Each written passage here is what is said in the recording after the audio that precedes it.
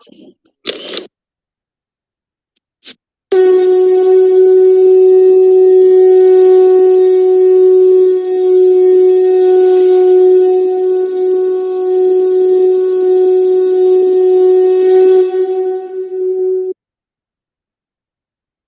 श्री गणपति नमः। श्री गणेश की वंदना कर, दिन के स्वामी शुक्रदेव तथा माता लक्ष्मी की आराधना कर, इष्ट देव का ध्यान कर, गुरुजनों को नमन कर अभिनंदन करते हैं आपका वरुण स्टो द्वारा प्रस्तुत आज के दैनिक पंचांग में। यह नित्य प्रस्तुत हुआ करता है और इसमें डेटा जो प्रयुक्त होते हैं त्रिक पंचांग से लिए जाते हैं, छवि तथा ध्वनि गूगल से ली जाती है और यह प्रस्तुति आप तक यूट्यूब के माध्यम से, यूट्यूब के सौजन्य से हम सफल पूर्वक आप तक पहुंचा पाने में समर्थ होते हैं। जिस प्रकार पंचांग के 5 अंग हैं, उसी प्रकार इस प्रस्तुति के भी 5 भाग हैं।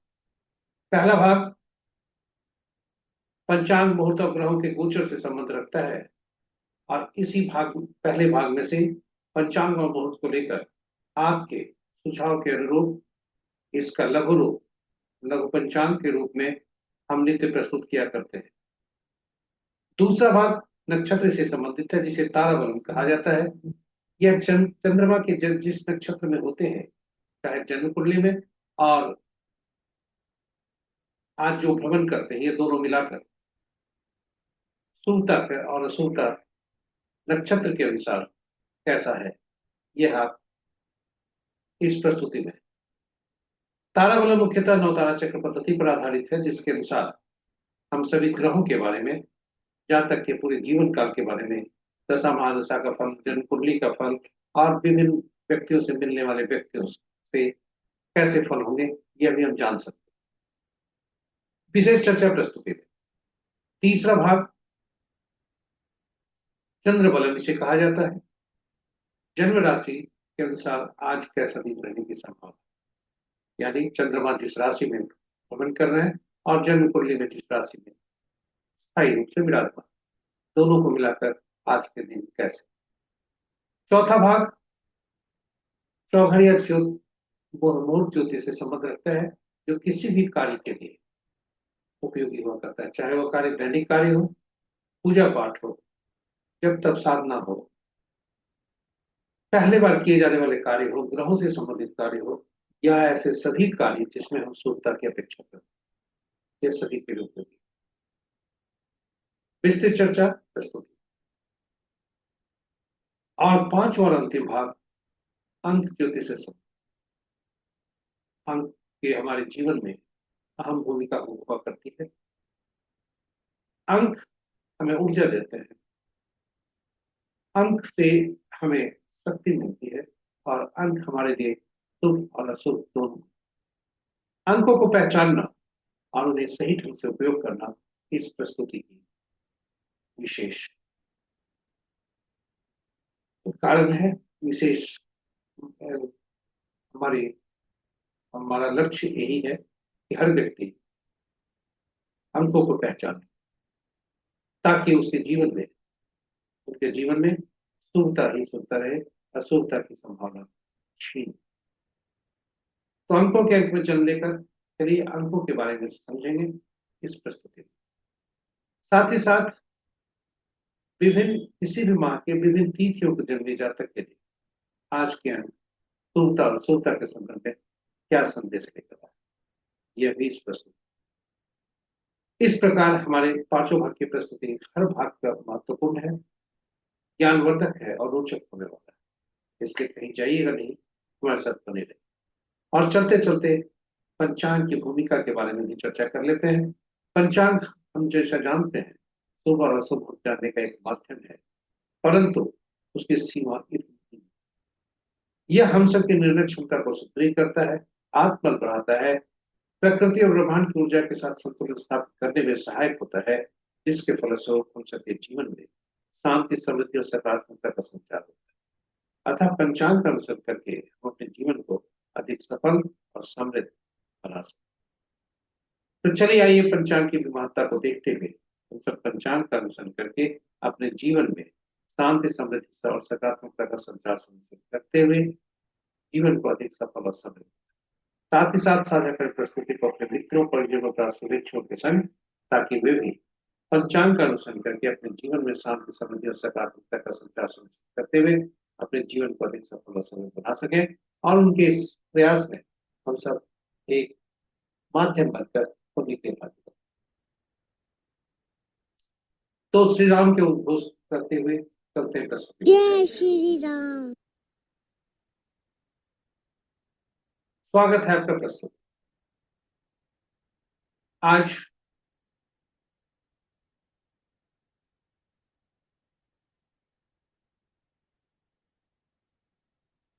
आज का दिनांक 28 नवंबर 2025, माह मार्क्सिस, पक्ष शुक्ल, शाका संवत 1947, विश्वसु विक्रम संवत 2082 कलाई और कलयुग का पांचवा 106। आज का सूर्योदय 6:16 पर, सूर्यास्त 4:58। Sunrise at 6:16 AM and sunset at 4:58 PM। आज का दिशा से पश्चिम है, फिर भी इस दिशा में यात्रा करने को बाध्यता हुई तो जौ खाकर या दूध का सेवन कर यात्रा में सो।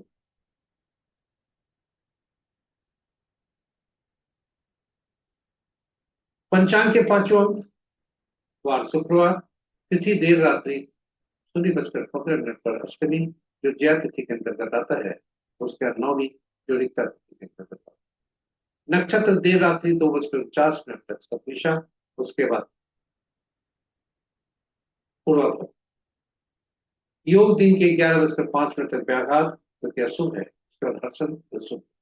कर्म दिन के 12:28 तक पत्रा, उसके बाद बौ जो कि रात मध्य रात्रि 0:15 तक है, तत्पश्चात बाघ। तो ये रहे पंचांग के पांचों।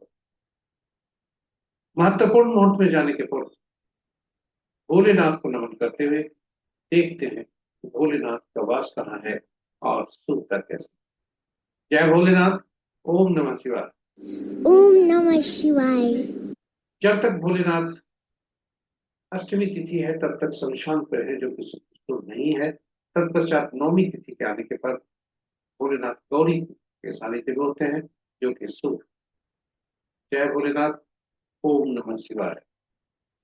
ओम नमः शिवाय।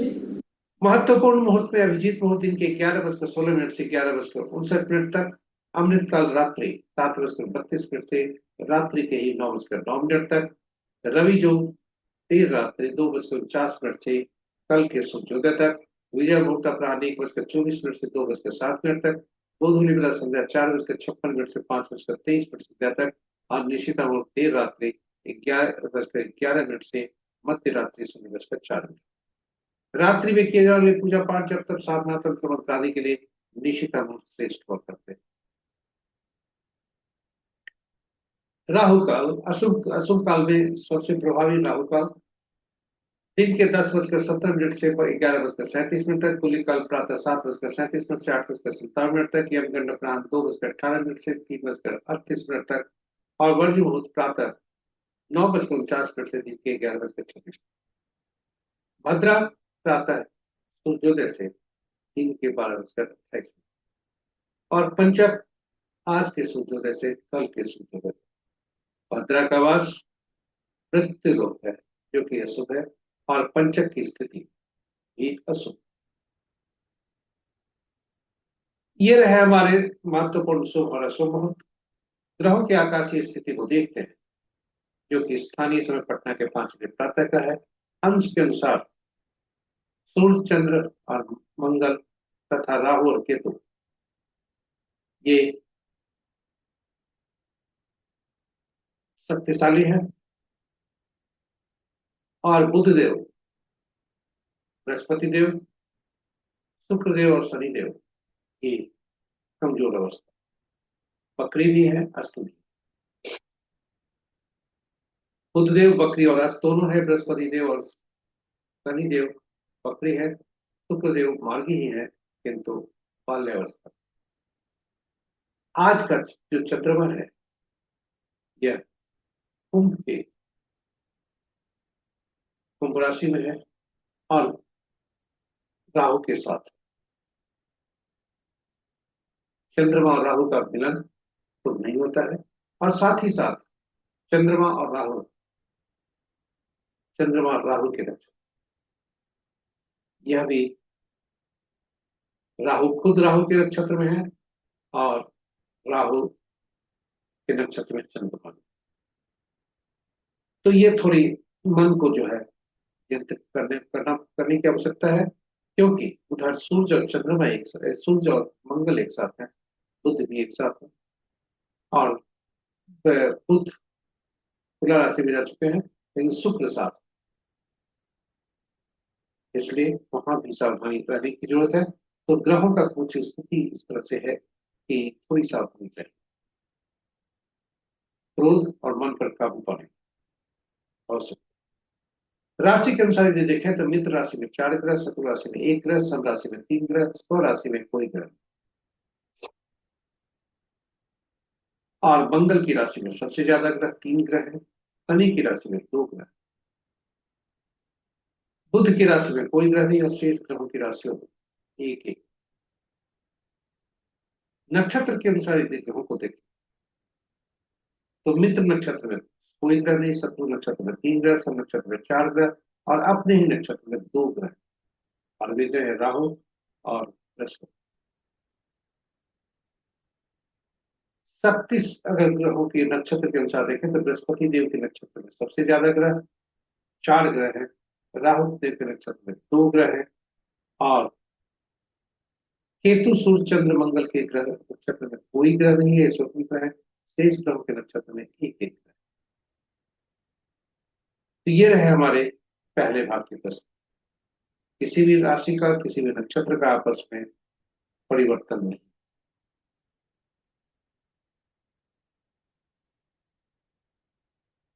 स्वागत है आपका दूसरे। नक्षत्र के अनुसार आज कैसा दिन रहने की संभावना। तारा बलम इसे कहते हैं। तारा बलम के समक्ष जो नक्षत्रों के नाम हैं वे नक्षत्र हैं जो चंद्रमा जिस नक्षत्र में गोचर करता है, और वही तारा बलम के नीचे जो नक्षत्रों के नाम हैं वे नक्षत्र हैं जन्म कुंडली में चंद्रमा जिस नक्षत्र में है उससे। और दोनों को तालमेल कर हम देखते हैं कि क्रॉसिंग कहाँ होती है, और तब वैसे वह फलित होता है। कुल 9 स्थितियां बन सकती हैं जब आज का तारा जन्म, संपत्ति, विपत, क्षेम, प्रत्यधि, साधक, नैर्धनिक, मित्र, मित्र हो। और जब भी तारा आज का संपत्ति, क्षेम, साधक, मित्र और मित्र होगा तो शुभता के संकेत मिलते हैं। वही जन्म, विपत, प्रत्यधि और नैर्धनिक होने से अशुभता की स्थिति होती है। इसलिए अशुभता की स्थिति में दैनिक कार्य में सावधान बरतने की जरूरत है, और कोई भी नया कार्य आरंभ नहीं करना श्रेष्ठ है। जोखिम उपाय करके जोखिम कर लेना, अपने आप को जोखिम में डालना, यह बुद्धिमत्ता नहीं। मूलतः ताराबलम 9 तारा चक्र पद्धति पर आधारित है, जिसके अनुसार दशा महादशा से लेकर सभी ग्रहों के बारे में शुभता अशुभता जान सकते हैं। 9 तारा चक्र पद्धति से पूरे जीवन काल के बारे में जान सकते हैं। और 9 तारा चक्र पद्धति मूलतः इस सिद्धांत पर आधारित है कि ग्रहों के मन नक्षत्र हुआ करते हैं, नक्षत्र ही ग्रह के फल। तो कैसे 27 नक्षत्र, 9 ग्रह, कैसे आपस में नक्षत्र, कौन से ग्रह कौन नक्षत्र के फल देंगे, कौन से नक्षत्र किस किस किस ग्रह के फल देंगे, या कौन से ग्रह किस किन के नक्षत्रों से फल पाएंगे, इसके लिए 27 नक्षत्रों को 3 श्रेणियों में रखा। साथ ही साथ नक्षत्रों के फल कैसे होंगे, इन सभी को प्रमाणित करने के लिए, जानने के लिए नक्षत्रों को 27 नक्षत्रों को 3 श्रेणियों में रखा गया। और ये श्रेणी इस तरह से हुई, पहला से 9वां पहला श्रेणी में, दूसरा में 10वां से 18वां, तीसरा 19वां से 27। और इन तीनों नक्षत्र समूहों को जोड़ने के लिए ग्रहों को कुल 9 ग्रहों को दशा महादशा के क्रम में रखा गया। केतु पहला ग्रह, शुक्र दूसरा, सूर्य तीसरा, चंद्रमा चौथा, मंगल पांचवा, राहु छठा, बृहस्पति 7वां, शनि 8वां और बुध 9वां। ये ग्रह बने। और पहला ग्रह जो बनते हैं केतुदेव, इनके साथ हर श्रेणी, तीनों श्रेणी से पहला नक्षत्र जो हुआ, यानी पहला, 10वां और 20वां, उनका वो इनसे जुड़े, केतुदेव को स्वामित्व इन नक्षत्रों का। दूसरा 11वां 20वां नक्षत्र के स्वामित्व शुक्रदेव हो गया। वही तीसरा 12वां 21वां नक्षत्र का स्वामित्व सूर्यदेव को, और इसी क्रम में बढ़ते 9वां 18वां 27वां नक्षत्र बुध देव से जुड़े। और यह सूची इस तरह से, यह आपके लिए उपयोगी है, आप इसे सहेज कर रख सकते। अब फलित कैसे करते हैं, यह ज्यादा महत्वपूर्ण, और यही इस नवतारा चक्र पद्धति का पूरा सार। जिस नक्षत्र में चंद्रमा जन्म कुंडली में है, उनके जो ग्रह स्वामी, नक्षत्र स्वामी बने, वहां से गणना आरंभ होती। उदाहरण स्वरूप आज चंद्रमा राहु के नक्षत्र, तो चलिए राहु से गणना आरंभ करते। पहला ग्रह राहु बनता है, और वहां से घड़ी की सुई की दिशा में दूसरा ग्रह, दूसरा, तीसरा, चौथा, और अंतिम बुध तक पहुंचने के बाद फिर केतु से यात्रा आरंभ करते। तो राहु पहला, दूसरा बृहस्पति, तीसरा शनिदेव, चौथा बुध देव, पांचवा केतु देव, छठा शुक्र, सातवां सूर्य, आठवां चंद्रमा, मंगल नवा, और मंगल नवा ग्रह। इस प्रकार दूसरा, चौथा, छठा, आठवां, नवा ग्रह जो होते हैं शुभकारी होते हैं। तो राहु देव के नक्षत्र में जन्मे जातक के बृहस्पति, बुध, शुक्र, चंद्र और मंगल ये शुभ ग्रह होंगे, और अन्य ग्रह अशुभ ग्रह। पहला, तीसरा, पांचवा, सातवां यह शुभ फल देंगे।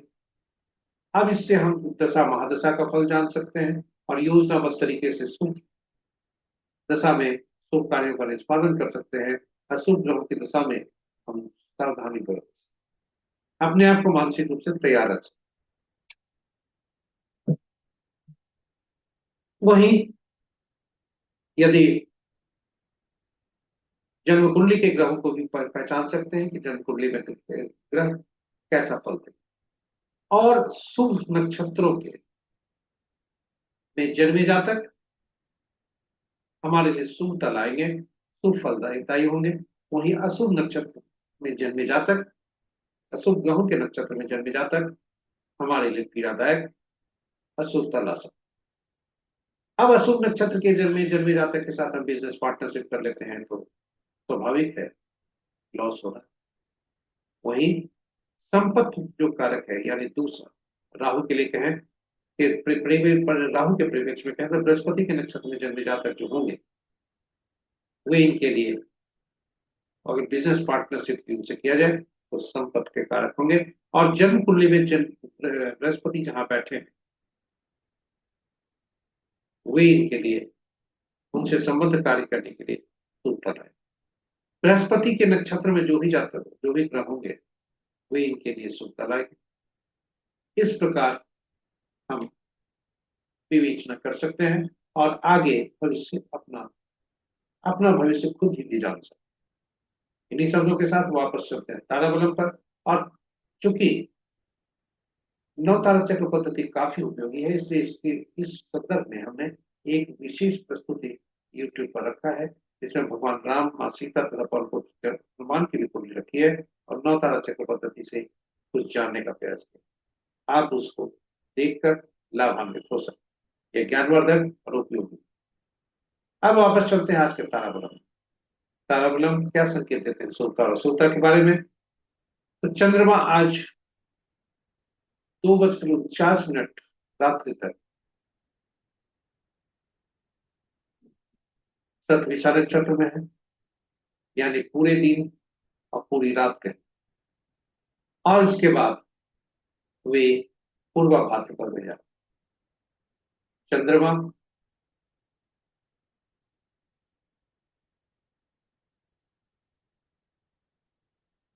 राहु के नक्षत्र में और चंद्रमा राहु की राशि। इसलिए थोड़ा सावधान रहने की जरूरत है, क्योंकि चंद्रमा राहु के नक्षत्र में जिनका भी अशुभ फल मिल रहा है, वे थोड़ा ज्यादा सावधान। आज नक्षत्र वालों के लिए थोड़ा सावधान रहने की जरूरत है, वे रेवती नक्षत्र के जातक, खुद राहु के नक्षत्र में जन्मे जातक, मंगल के चंद्रमा के नक्षत्र में जन्मे जातक और शुक्र के नक्षत्र में जन्मे जातक, इनसे ये सभी सावधान। उदाहरण स्वरूप यदि भरणी, पूर्वा, फाल्गुनी या पूर्वाषाढ़ नक्षत्र में जन्म आपका हुआ है तो पहला भाग प्रत्यय का होगा, उसके बाद साधक का। यदि पुनर्वसु, विशाखा या पूर्वा भाद्रपद में जन्म हुआ है तो पहला भाग अति पितृ का और दूसरा भाग जन्म।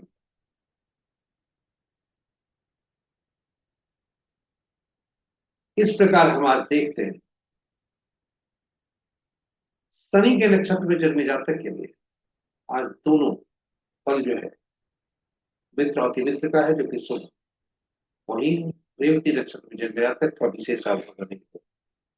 अब जहां शुभता है उनके लिए एक विशेष सूचना, आप सावधान रहें, कोई भी उपाय के प्रति जोखिम लेकर अपने आप को जोखिम में न डालें, यह बुद्धिमत्ता की निशानी नहीं। कार्यों में शुभता सुनिश्चित करने हेतु पूरा सा सब रखें और शुभ नक्षत्र के आने का इंतजार करें। दैनिक कार्यों में सावधान। इन्हीं शब्दों के साथ उपाय जो किताबों में लिखा है वह बताते हुए, किंतु इसे जोखिम लेकर हम अनुपालन का के अनुशंसा नहीं करते। जन्म में आज का तारा हो तो पीला कद्दू पत्ते वाली सब्जी का दान, विपत में तो गुड़ का दान, प्रत्यय हो तो नमक का दान, नैतन्य हो तो त्याग जरूरी है, मजबूरी हुई तो तिल सहित छोड़कर। ये किताबों में है, इसलिए हमने आपको जानकारी हेतु बताया, किंतु हम जोखिम लेकर की सलाह आपको नहीं देते हैं। यह बुद्धिमत्ता की निशानी नहीं है कि हम जोखिम लेकर अपनी शुभता को खतरे में डालें, कार्यों में शुभता को कहीं जोखिम में डालें। इन्हीं शब्दों के साथ हम तीसरे भाग में आपको ले चलते हैं, जो कि चंद्र बलन है। राशि के अनुसार आज कैसा दिन। आज चंद्रमा का राशि परिवर्तन नहीं है, चंद्रमा कुंभ राशि, शनि की राशि में, शत्रु की राशि। तो चंद्रमा जिस राशि में है उस कैसा फल मिल रहा है, तो आज मेष, वृषभ, सिंह, कन्या, धनु और कुंभ राशि के जातक के लिए शुभता के संकेत है। शेष राशि वाले थोड़ा सावधान, वाद विवाद से दूर, वाद विवाद से दूर रहें, यह इनके लिए कल्याणकारी। और अब आपको ले चलते हैं चौथे भाग, चौघड़िया मुहूर्त। चौघड़िया एक प्रकार का मुहूर्त ज्योतिष है और यह सभी कार्यों के लिए उपयोगी हो, चाहे वह दैनिक कार्य हो या कोई भी शुभ काम हो, ग्रहों से संबंधित कार्य हो, पहले बार किए जाने का काम हो, पूजा पाठ हो, सभी के लिए यह उपयोगी होगा। और इसकी उपयोगिता को देखते हुए हमने जन्म कुंडली में हमने YouTube पर अलग से चौघड़िया की उपयोगिता हिंदी में और अंग्रेजी चौघड़िया अंग्रेजी में प्रस्तुत किया है। आप उसे संदर्भित कर सकते हैं, उसे ज्ञान लाभ कर इसका उपयोगिता बढ़ा सकते हैं, इसका उपयोग कर सकते हैं और अपने कार्य में शुभता सुनिश्चित कर सकते हैं। संक्षेप में बता दें कि कुल 8 चौघड़िया दिन के होते हैं, 8 चौघड़िया रात के होते हैं, किंतु साप्ताहिक दिन 7 ही होते हैं, इसलिए 7 चौघड़िया का नामकरण हुआ, जिसके कारण दिन का आरंभ हमेशा उसी चौघड़िया से हुआ करता है। इस प्रकार से जो आदि का चौघड़िया जो होता है, 8वां चौघड़िया, आदि का जो चौघड़िया होता है वही का चौघड़िया सूर्यास्त के समय का चौघड़िया होता है। उसी तरह रात्रि का चौघड़िया जो आरंभ होता है वही सूर्योदय के पहले का चौघड़िया होता है। तो कुल 7 चौघड़िया 7 साप्ताहिक दिनों से संबंध, और ये सातों साप्ताहिक दिन के स्वामी अलग अलग ग्रह बनते हैं, और ये ग्रह विशेष प्रयोजन विशेष कार्य के लिए उपयोगी हुआ करते हैं। इस प्रकार सातों चौकड़िया का संबंध विशेष कार्य उस ग्रहों के विशेष कार्य से हो जाता है। दिन में जब चौकड़िया को का उपयोग करते समय यह हम जरूर हमें सुनिश्चित करना चाहिए कि आज का चौकड़िया जो हम उपयोग करने जा रहे हैं कहीं अशुभता से अधिप्राप्त तो नहीं। दिन का चौकड़िया जो होता है राहु काल, काल बेला और वार बेला से ग्रसित होता है, और रात्रि का चौकड़िया काल रात। जब भी अशुभता से अधिप्राप्त कोई भी चौकड़िया हो उसे त्याग करना चाहिए, ताकि आपके कार्यों में शुभता बने। अनुभव के आधार पर और अपने अनुसंधान में हमने पाया है कि चूंकि दिन सूर्य का होता है, इसलिए सूर्य से संबंधित शनि का, शनि देव के सूर्य देव के साथ कटुता रहती है, थोड़ा सा संबंध तीखा रहता है। इसलिए शनि देव का जो चौकड़िया है, काल चौकड़िया, वह काल बेला से प्रतिदिन ग्रसित रहता है। वही बुध का संबंध चंद्रमा से, जो चंद्रमा रात के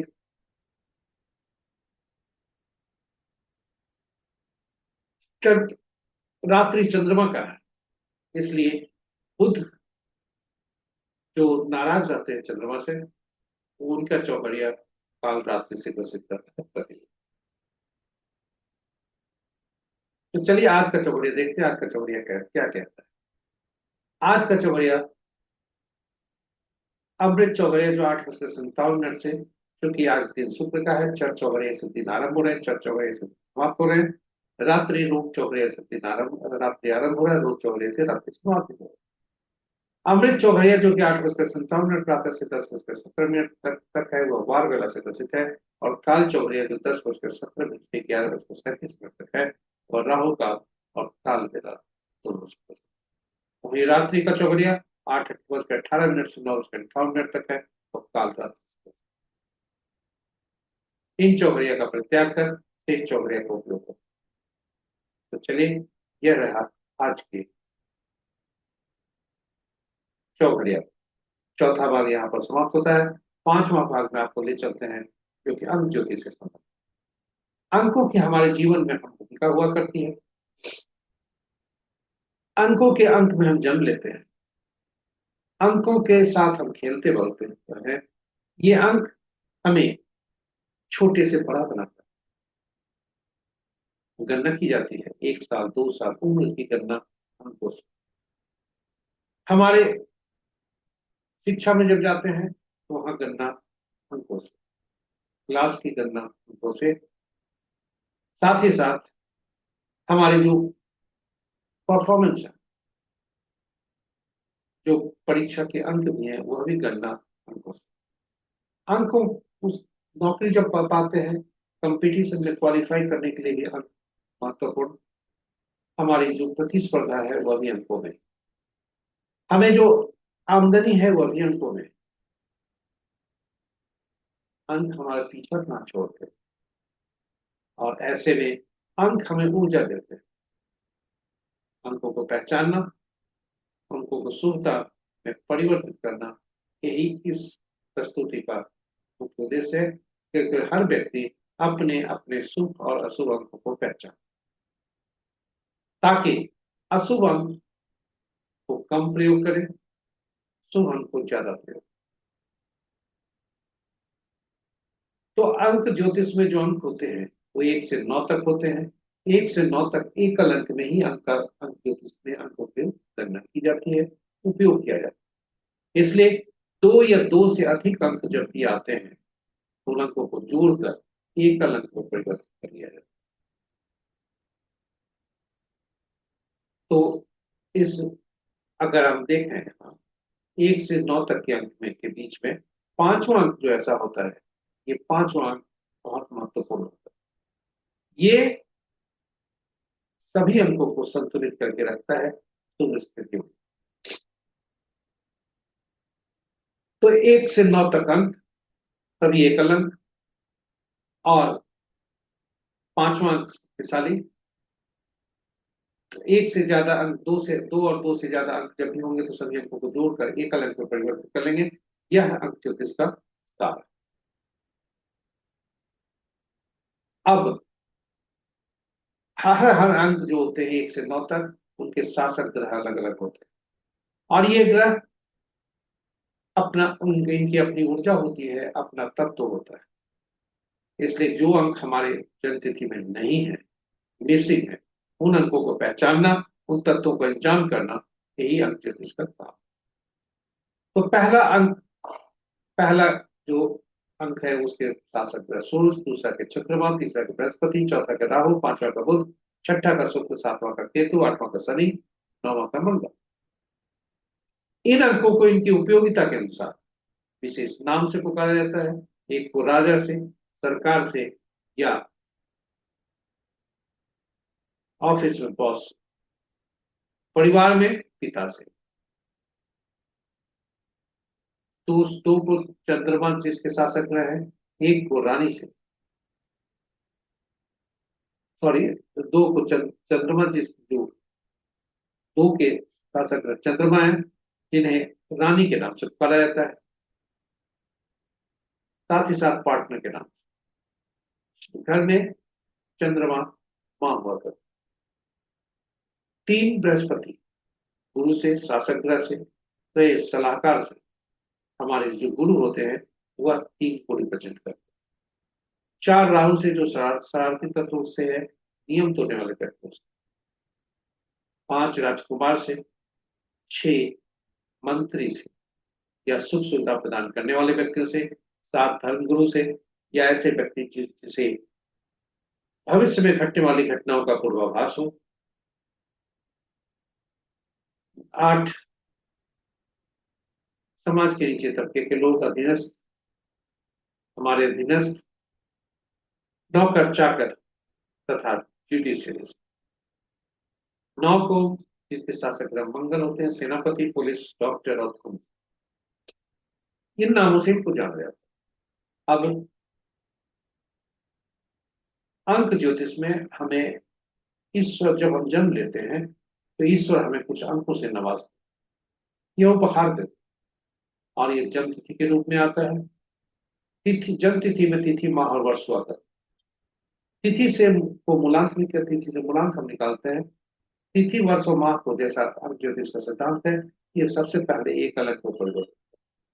ये जन्म तिथि जो है स्थिर होता है, या इनसे निकलने वाले सभी अंक स्थिर होते हैं, इन्हें बदला नहीं जा सकता। तो आप देखें, ये आपके समक्ष जो सूची है उसमें एक एक अंक को परिवर्तित कर 28 का 1 होता है, 11 का 2, 1988 का वर्ष का 8, और कुल योग यदि करें 11 होता है, और 11 को फिर एक अंक को परिवर्तित करते हैं तो 2।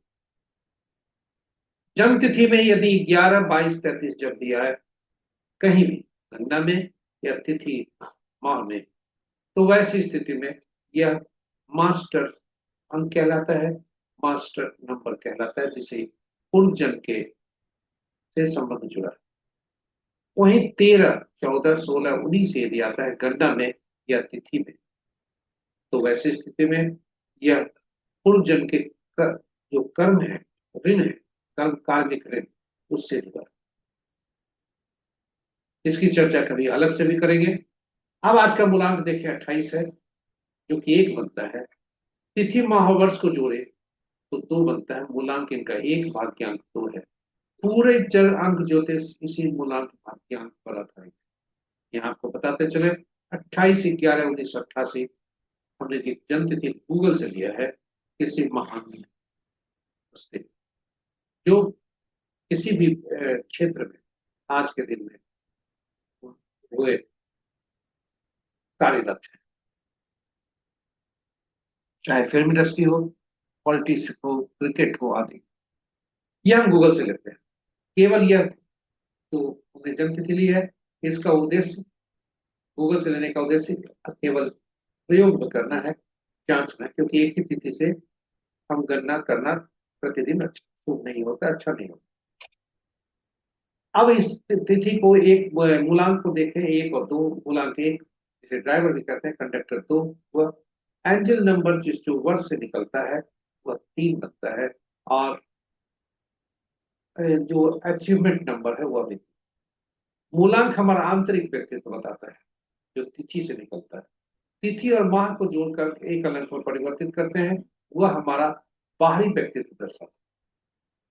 और वर्ष से जो एंजल नंबर निकालते हैं वह हमारा वातावरण को दर्शाता है। तो ये तिथि माह वर्ष महत्वपूर्ण है।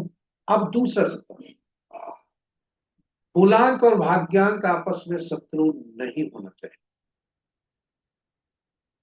और मूलांक और भाग्यांक का कोई भी शत्रु अंक को हमें प्रयोग में नहीं करना चाहिए।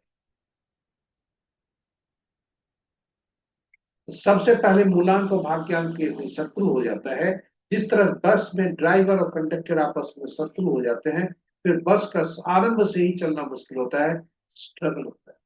तो अगर मूलांक और भाग्यांक हमारा शत्रु हो तो फिर जीवन की जो यात्रा है आरंभ से ही स्ट्रगल करना होता है।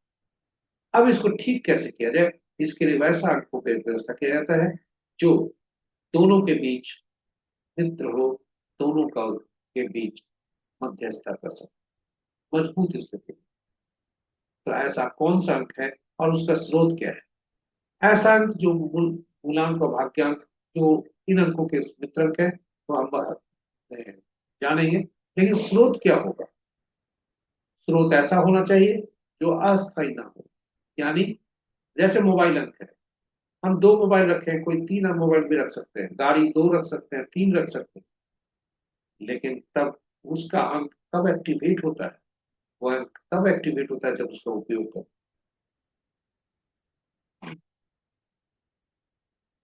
वैसी स्थिति में कोई व्यक्ति दो शहरों में रह सकता है, एक उसका परमानेंट आवास, एक उसका जहाँ कार्यरत है वहां। और यदि वह दो स्थान है तो जिस स्थान में जब रहता है उस स्थान की ऊर्जा उसे दो, इसलिए उस वह अंक उसका काम करता है, एक्टिवेट हो। अब ऐसा कौन सा अंक हम उपाय करें जिससे हमें हम ये मूलांक और भाग्यांक को हम संभाल सकें? इसके लिए नामांक का सहारा लेता है, क्योंकि नाम ऐसा अंक होता है, नाम ऐसा होता है जो कि पूरे जीवन में चलता है, और इसकी जो ऊर्जा होती है वो लगातार होती है। हम नाम से ही जान जाते। अब आप कहेंगे नामांक में, नाम में तो अक्षर होता है, तो नामांक में अंक कैसा? जी हाँ, नाम में अक्षर है, किंतु उन अक्षरों का अंकीय मूल्य भी। आज हमने जिस व्यक्ति का जन्मतिथि लिया है उसका नाम है यामी गौतम, ये अभिनेत्री है, इनकी जन्मतिथि आज। अब इनके मूलांक और भाग्यांक को देखें और नामांक को देखें।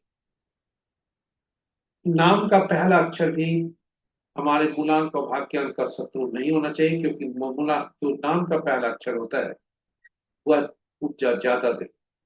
हमारी चेतना जागती है नाम के पहले अक्षर सुनने के बाद, और कई बार ऐसा होता है कि नाम पूरा पुकारा भी न जाए, हम रिस्पॉन्ड कर दो। तो अब आप जानना चाहेंगे आपके दुश्मन, अंकों के दुश्मन है, तो आपके समक्ष वह अंक भी प्रस्तुत है। 1 के 8, 2 के 4 6 8 9, 3 के 6 4 के 8 9 4 2, 5 के कोई नहीं, 6 के 3 9, 7 के 7 9 3, 8 के 1 2 9 4 8, 9 के 6 2 8, 6 4 2 8।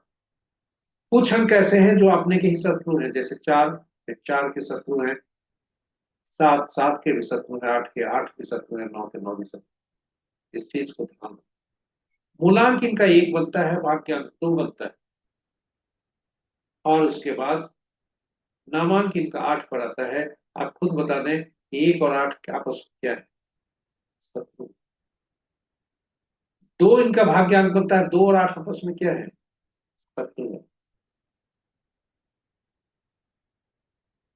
मूलांक 1, नाम का पहला अक्षर 1 दे रहा है, यह मित्रंक है। पूर्णांक अगर भाग्यांक 2, नाम का पहला अक्षर 1 दे रहा है, यह भी शुभ है, किंतु नामांक इनका 8। इस प्रकार ना उनका अपना नाम में सुधार करने से इनको कुछ लाभ हो सकता है। अब यदि 1 और 8 में आपस में हम कहें कि कौन सा अंक होना चाहिए, तो 8 को छोड़कर, 1 और 8 आप देखें, 2 के लिए 4 6 8 9 नहीं होनी चाहिए। 4 6 8 9 को छोड़कर शेष अंक इनके लिए लाभकारी हो सकता है, ये सुनिश्चित है। इस प्रकार जब भी हम कोई भी अंक, बाद में भी मोबाइल अंक हो या जो भी अंक हो, हम ऐसा अंक को लाते हैं जो कि 4 6 8 9 नहीं दे रहा, क्योंकि एक का 8 दुश्मन और 2 के 4 6 8 9 दुश्मन।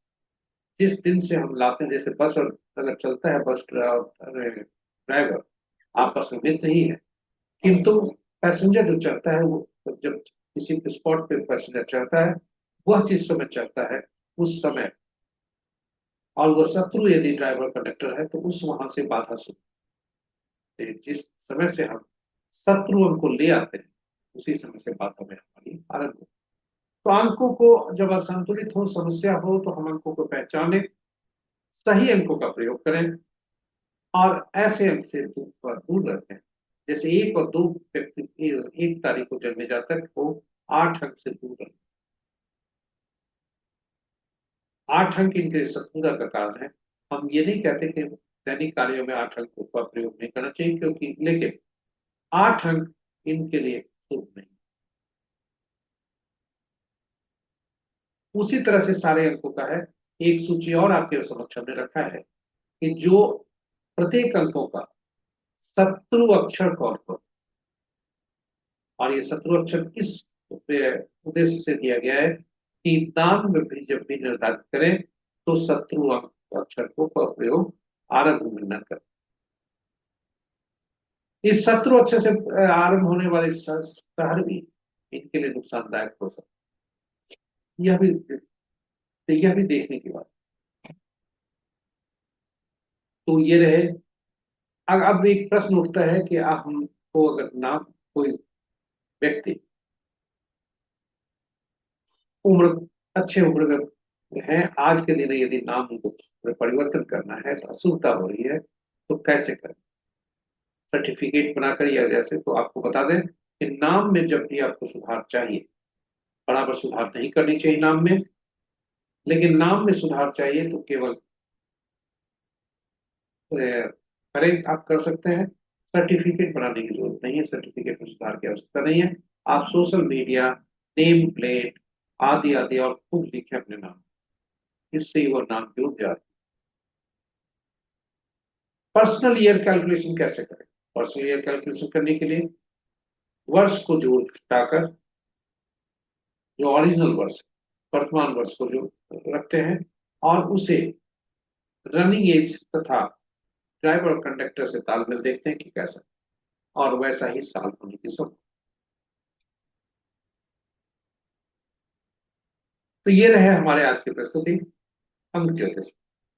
आज का जो भाग्यांक है 3 है, और यह 3 भी किसी भी माह के विभिन्न तिथियों के जन्मे जातक के लिए कैसा फल देगा। तो ये 3 अंक सभी अंकों के लिए शुभकारी है, 4 के लिए तटस्थ है, परंतु 6 अंक इनके दुश्मन। इसलिए 6 अंक, जो व्यक्ति, जिस व्यक्ति का जन्म 6 15 24 को हुआ है, वह थोड़ा सावधान रहने की जरूरत है, क्योंकि उन्हें अंक भी 0, स्टार भी 0 मिल रहा है, सक्सेस रेट भी 0 है, थोड़ा सा सावधानी की जरूरत। शेष अंक 3 जुपिटर, जिसके कारक हैं बृहस्पति देव, जिनके कारक हैं जीव कारक ग्रह है, इसलिए ये शत्रुता ज्यादा नहीं है। 4 13 22 21 के साथ मित्रता का तटस्थता का संबंध है, इसलिए इनका दिन साधारण नहीं। तो ये रहे आज के हमारी दैनिक पंचांग की प्रस्तुति। आप हमारे साथ बने रहे, इसके लिए बहुत बहुत धन्यवाद। आशा करते हैं कि यह प्रस्तुति आपके लिए उपयोगी होगा, सार्थक होगा और ज्ञानवर्धक। यदि इस प्रस्तुति का आप पहली बार देख रहे हैं तो हमारे चैनल को सब्सक्राइब करें, साथ ही साथ नोटिफिकेशन बटन को भी दबा लें, ताकि हमारे हर प्रस्तुति की सूचना आपको मिल सके, आप उसे लाभ मिले। और अंत में आपका सुझाव हम आमंत्रित करते हैं, यूट्यूब के कमेंट बॉक्स में जाकर कमेंट में अपना सुझाव दें। ताकि हम प्रस्तुति को और बेहतर और तथा उपयोगी बना सकें। इन्हीं शब्दों के साथ माता लक्ष्मी तथा सुखदेव से कामना करते हैं कि आपका दिन शुभ हो। जय सुखदेव, जय महालक्ष्मी।